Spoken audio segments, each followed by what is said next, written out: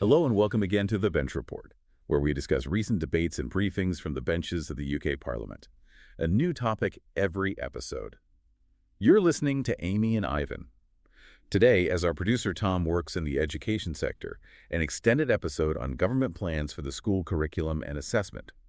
We're focusing today on what might be one of the most comprehensive policy announcements we've seen in years. It's certainly ambitious. The Secretary of State for Education, Bridget Phillipson, presented these major plans for the curriculum. And this isn't short-term thinking. This is meant to guide UK education all the way up to the 2030s, maybe even beyond. It is, and it all follows a huge review led by Professor Becky Francis. So what's the big idea behind it all? What's the driving mission? The overriding ambition here is immense. It's about future-proofing the education system.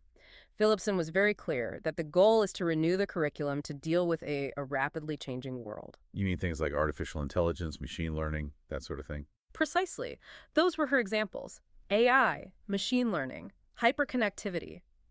The argument is that the current system just isn't preparing young people for what she called the muddy landscape of misinformation we all live in now. And what's really crucial is the diagnosis of who the current system is actually failing. This isn't just about the content, is it? Not at all. It's about who gets left behind.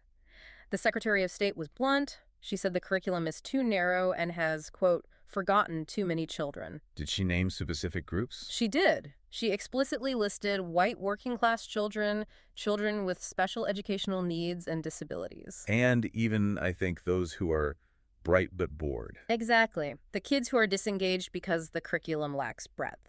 So the core political promise here is to shift the entire system from narrow to broad. That is a massive undertaking. Now, before we get into the substance, we should probably touch on a bit of the procedural context. Yes. The telling off from the deputy speaker. A sharp reprimand, I'd say. Ms. Nusrat Ghani had to start proceedings by pointing out that these plans had been widely trailed in the media before the House was informed. Which goes against the ministerial code. It was a firm reminder that policy news belongs on the floor of the House first. A necessary formality, as you say, but the real interest is in the timeline. This is not going to happen overnight. Far from it. The Francis Review and the government response were published today, but the actual rollout is phased over several years. So what are the key dates for people to watch out for? Well, the full revised curriculum will be published in 2027. First teaching of that curriculum will then start in September 2028. And the exams? GCSEs? Updated GCSEs will start teaching from 2029. And the new V-level qualifications, which are for the post-16 vocational route, they'll begin rolling out from 2027. So they're really planning this from the very earliest years right through to graduation. Absolutely. And speaking of early years, the plan really starts there with literacy as the foundation. So where does that begin? It starts with expanding support through what are called Best Start Family Hubs and scaling up things like maths champions.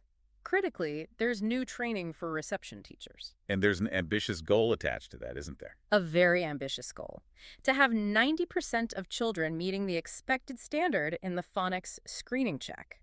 It underlines the idea that reading is the gateway to everything else. And there's a recognition, it seems, that those reading skills can just sort of drift off during secondary school. They can.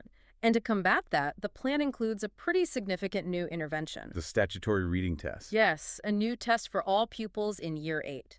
And the purpose isn't just to test for the sake of it, but to catch those students who may have fallen behind after leaving primary school. And schools will also be expected to assess writing and maths at the same point. They will. It's basically a health check for fundamental skills midway through secondary school. That seems logical. But this is where we saw the first real point of political tension. It is. The Shadow Secretary of State, Laura Trott, said she supported the reading test in principle. But she had a question about the maths. She did. She immediately asked why the government was only making the reading test statutory. She pointed out that the Francis Review actually recommended statutory assessment for both English and maths in Year 8. So by leaving maths as non-statutory, the suggestion is that there's perhaps a lack of commitment to that standard. That's certainly the implication the opposition wanted to make. Now, beyond that basic literacy, the heart of this reform seems to be about literacy for the 21st century. This is where they directly tackle that pressure from AI and hyperconnectivity. They're embedding 3 essential modern literacies across the curriculum. Can you lay them out for us? First is media literacy. This is about preparing young people to engage critically with what they see online, to tell fact from fiction, and to reject disinformation. The Secretary of State used some strong language there, warning about dark forces online. She did, highlighting how vulnerable young people can be to propaganda. The second, then, is digital literacy. Which is more than just learning to code. Much more. It's a reformed computing curriculum that has to empower pupils to understand the opportunities, but also the very real challenges presented by AI. And the final one is very practical. Financial literacy. Yes, and this is being made statutory, so it has to be taught in primary school. The aim is to empower children with the basics of money, saving, and investing from an early age. That sounds like an awful lot of new material to fit into a timetable that is already bursting at the seams. And the opposition certainly raised that point. Laura Trott's counter-argument was that if everything is a priority, then really nothing is. She asked what was being squeezed out to make room. She did. And she also argued that perhaps new lessons aren't the answer to online harm. She suggested a much more practical measure would be to just ban smartphones or social media for under 16s. Which is a huge public debate in itself, isn't it? Policy versus pedagogy. Do you teach skills or just remove the source of the problem? A key question. Though, interestingly, financial education didn't face that same kind of scrutiny. It seemed to be a rare area of consensus. Absolutely.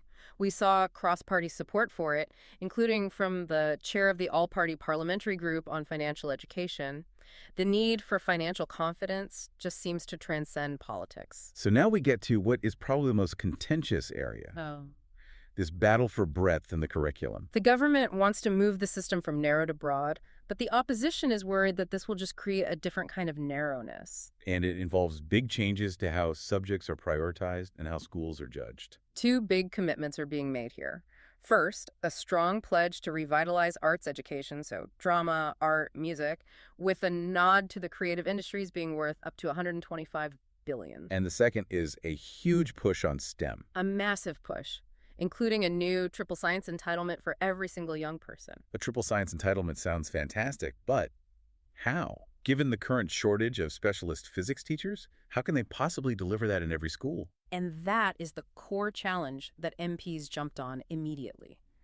The government hasn't yet detailed how they will resource it, but the mechanism they plan to use to force this breadth is to reform the accountability measures. You're talking about Progress 8 and Attainment 8. For anyone listening, could you just briefly explain what Progress 8 is? Of course. Progress 8, or P8, is the main league table metric. It measures how much progress a student makes from the end of primary school to their GCSEs. Crucially, the current model pretty much requires students to take the English Baccalaureate subjects. The EBacc, so that's English, Maths, Sciences. A humanity, so history or geography, and a language. The problem, as the government sees it, is that this system forces schools to push students into those subjects. Which leaves less room for things like the arts or computer science. Exactly. The government's argument is that the current P8 structure holds us back by restricting student choice.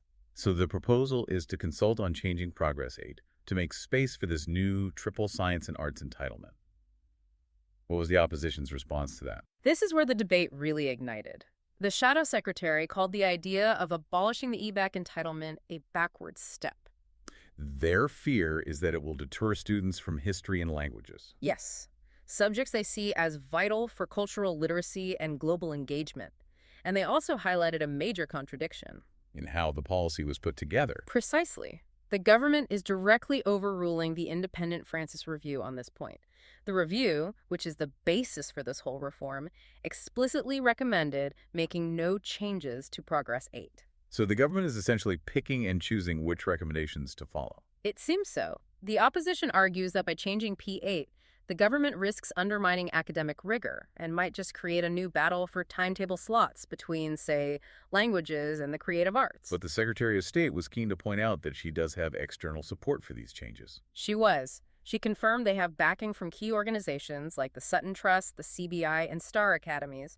The government line is that they can uphold a strong academic core while still ensuring breadth. And moving on to the more practical side of things, there was also a commitment to a new national enrichment offer. What does that cover? It's described as a new entitlement for all children that goes beyond the classroom. It includes things like civic engagement, culture, nature, adventure, and sport, all developed with experts. That idea being that your opportunities shouldn't be defined by your postcode. That's the goal. But again, it brings us back to implementation. We mentioned the teacher recruitment challenge for physics and music. MPs really pressed on the how. On the resources and funding needed to deliver all this. Exactly. To deliver mandatory triple science for all, you need highly qualified science teachers in every single secondary school, which we just don't have. The government has committed to developing the workforce, but the funding details, they remain an area of intense scrutiny. Now, in terms of student pressure, there was one announcement that I imagine was very welcome. The reduction in exam time. To help with student stress, the government announced plans to cut the overall time of GCSE exams by 10%. Which works out to about 2.5 to 3 hours of total exam time. It does. They justified it by saying the UK is an international outlier in how much time students spend sitting exams. I'm sure every student listening just breathed a sigh of relief. But what about those groups the review first identified as being let down? Children with special educational needs, for instance. The review is very clear that the system has inequalities built into it for children with SEND. The government has committed to addressing this through better support for early identification, with more details to come in the next school's white paper. And given this enormous scope, from early years all the way to accountability, how long do schools get to prepare? Teachers must be worried about another rushed reform. The Secretary of State was clear on this. She said consultation will be exhaustive on all curriculum changes and that teachers will get 4 terms notice before any implementation begins. So ensuring they are not rushed. Exactly. She acknowledged the urgency of adapting, but she really emphasized the need to get the implementation right. So what does this all mean for the generation currently moving through the system? We've seen intense debate over what should be taught. The new media literacy, arts, triple science, versus what the opposition argues must be retained, languages, and the existing academic core of the EBacc. If this curriculum is designed to future-proof young people, what specific elements will be most vital for preparing them to vote in the next general election, especially if they are 16 and engaging in highly polarized civic debates online? As always, find us on social media at Bench Report UK. Get in touch with any topic important to you. Remember, politics is everyone's business. Take care.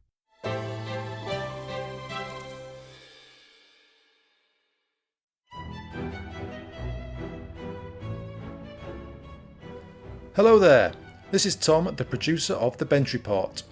Listener suggestions are vital to my mission of making politics more accessible and accountable. So, if you have an issue that's really important to you, personally or professionally, and want to know what those in power are doing about it, please get in touch via email or via our socials at Bench Report UK.